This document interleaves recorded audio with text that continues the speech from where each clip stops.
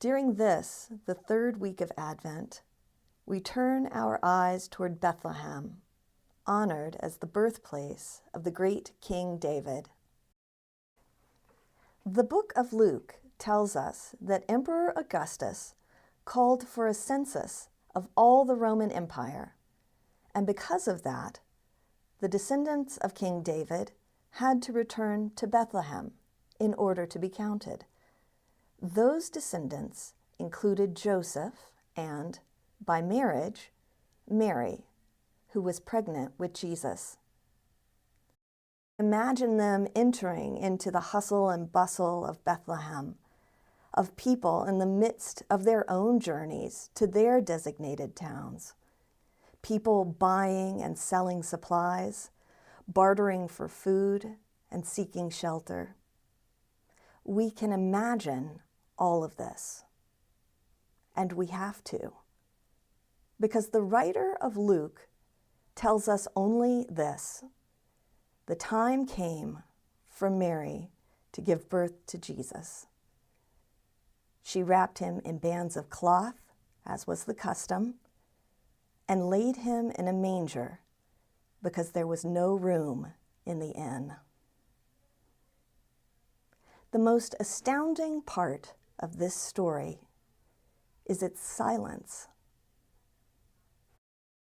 This is the same gospel that has painstakingly set out the angelic visitation not only to Mary to announce her pregnancy, but also to her cousin Elizabeth, who would be the mother of John the Baptist. The pregnant Elizabeth prophesies to Mary. The pregnant Mary prophesies to Elizabeth.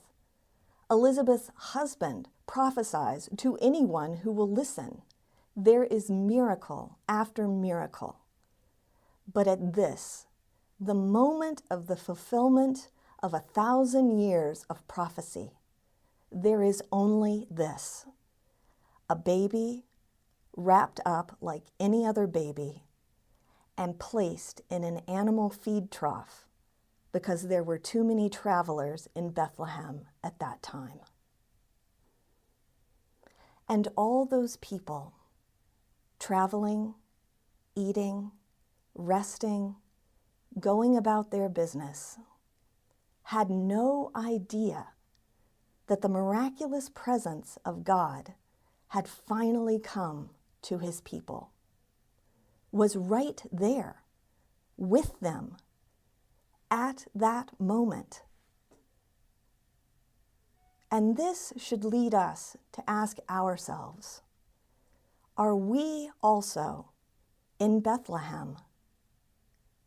Are we unaware of the miraculous around us, of the grace of God moving through these streets, across these hills and mountains, manifesting some future moment that will change us forever?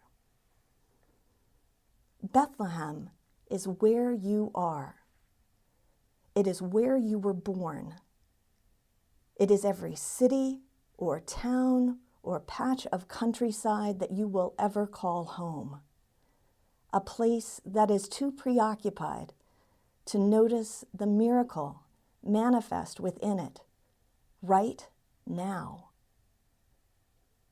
Bethlehem is each of us, waiting for an angel to appear or the light of heaven to shine down on us suddenly, stopping us in our tracks, making us understand that the grace of God, the mercy of God, the redemption of God is here.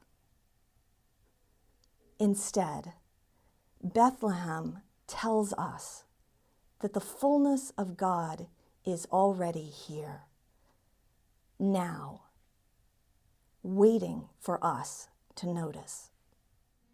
Oh, come, let us adore.